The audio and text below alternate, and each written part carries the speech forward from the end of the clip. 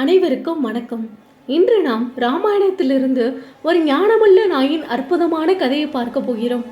இந்த கதை நீதி, தர்மம் மற்றும் நமது செயல்களின் விளைவுகளை பற்றிய பாடமாக அமையும். ஒரு நாள் அயோத்தியில் ராமரின் அரண்மனை மண்டபத்தில் ராமர் தனது அமைச்சர்களோடு விவாதித்துக் கொண்டிருந்தார். அப்போது வெளியே ஒரு நாய் உரத்த குரலை குறைத்துக் கொண்டிருந்தது. அதன் குரல் அரண்மனை முழுவதும் எதிரொலித்தது. இதை கவனித்த ராமர் கவலைப்பட்ட தனது காவலர் ஒருவரை அனுப்பி என்னவென்று தெரிந்து கொள்ளுமாறு கூறினார். அந்த காவலர் நாயை துரத்திவிட்டு வந்து ராமரிடம் அந்த நாய் காரணமின்றி குறைத்து கொண்டிருந்தது, அதனால் இந்த பகுதியை விட்டே துரத்திவிட்டேன் என்றான். சற்று நேரம் கழித்து மீண்டும் அந்த நாய் குறைக்க அந்த காவலன் விரைந்து சென்று அந்த நாயை துரத்தினான். ஆனாலும் அந்த நாய் அரசவையின் வெளியே வந்து திரும்ப திரும்ப குறைத்து கொண்டே இருந்தது. இதனை கவனித்துக் கொண்டிருந்த ராமர் தனது சகோதரன் லட்சுமணனை பார்த்து, லட்சுமணா, அந்த நாய் ஏன் தொடர்ந்து குறைக்கிறது?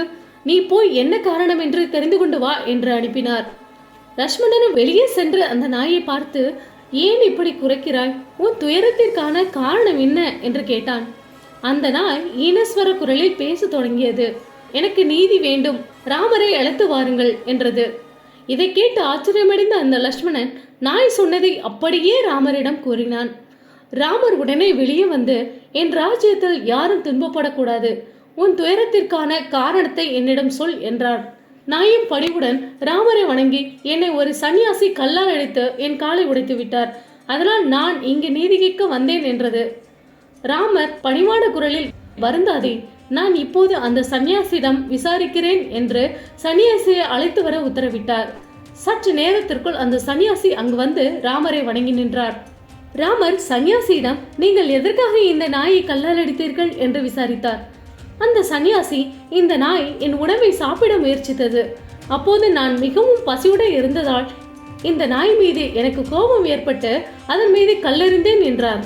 ராமர் புன்னகை மாறாத முகத்துடன் அவரை நோக்கி, இந்த நாய் 5 அறிவு படைத்த பிராணி, இதனால் தனக்கு தேவையான உணவை சமைக்கவும் உருவாக்கவோ தெரியாது, பார்க்கும் உணவை சாப்பிடவே நினைக்கும். இது 5 அறிவு படைத்த பிராணிகளுக்கே உண்டான விதி. உங்களுக்கு பசி இருப்பது போல் இந்த நாய்க்கும் பசி எடுத்ததால் உங்களது உணவை சாப்பிட முயற்சி செய்திருக்கிறது. இந்த நாயின் விதிப்படி இது தவறல்ல. பசியுடன் இருப்பவர்களுக்கு உணவு கொடுக்க வேண்டும் என்பது 6 அறிவு மனிதனுக்கே உண்டான தர்மம். நீங்கள் அந்த தர்மத்தை மீறியது மட்டுமல்லாமல் அந்த நாயை கல்லால் அடித்து காயப்படுத்தி தவறு செய்து விட்டீர்கள். உமது செயல் கண்டிப்பாக குற்றமே. நீங்கள் அதற்குரிய தண்டனையை நீங்கள் அனுபவித்தே தீர வேண்டும் என்று ராமர் கூறினார். நாயின் பக்கம் திரும்பிய ராமர், இவர் உனக்கு தீங்கு செய்துள்ளார், இவருக்கு என்ன தண்டனை அளிக்க வேண்டும் என்று நீயே முடிவு செய் என்றார். நாய் சிறிது நேரம் யோசித்து, இவரை ஒரு சிவாலயத்தின் அதிகாரியாக பணியில் அமர்த்துங்கள் என்றது. இதுவே நான் அவருக்கு அளிக்கும் தண்டனை என்றது. ராமர் இதற்கு சம்மதித்து சன்னியாசியை சிவாலய அதிகாரியாக பணியில் அமர்த்தினார். இதை பார்த்து கொண்டிருந்த மக்கள் வியப்புடன் நின்றார்கள். அன்னத்துக்கு அலையும் அந்த சன்னியாசிக்கு இது அதிர்ஷ்டம் தானே, இது எப்படி தண்டனையாகும் என்று மக்கள் ராமரிடம் கேட்டார்கள்.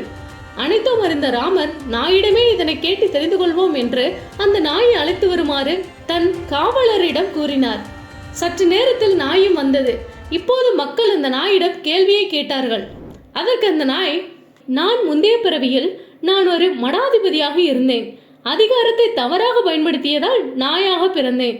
இந்த சன்னியாசி சிவாலய அதிகாரியாக இருந்து நேர்மையாக பணியாற்றினால் அவரது பாவம் தீரும், ஆனால் அவர் ஆசையால் தவறு செய்தால் அடுத்த பிறவியில் நாயாக பிறப்பார், அதனால் நான் சன்னியாசிக்கு இப்படி ஒரு தீர்ப்பு சொன்னேன் என்றது அந்த நாய். கூட்டத்தில் இருந்த அனைவரும் அமைதியாகி இந்த ஞானத்தை புரிந்து கொண்டனர். இந்த கதை நமக்கு பெரிய பாடத்தை கற்பிக்கிறது.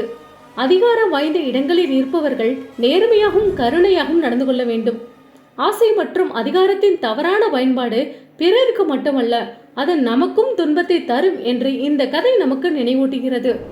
தர்மம் என்பது விதிகளை பின்பற்றுவது மட்டுமல்ல, நமது செயல்களின் விளைவுகளை புரிந்து கொண்டு அனைத்து உயிர்களிடமும் கருணை காட்டுவதே. இன்றைய கதையை கேட்டதற்கு நன்றி. இந்த கதை உங்களுக்கு பிடித்திருந்தால் மற்றவர்களுடனும் பகிர்ந்து கொள்ளுங்கள். மீண்டும் அடுத்த பதிவில் சந்திக்கலாம். நன்றி, வணக்கம்.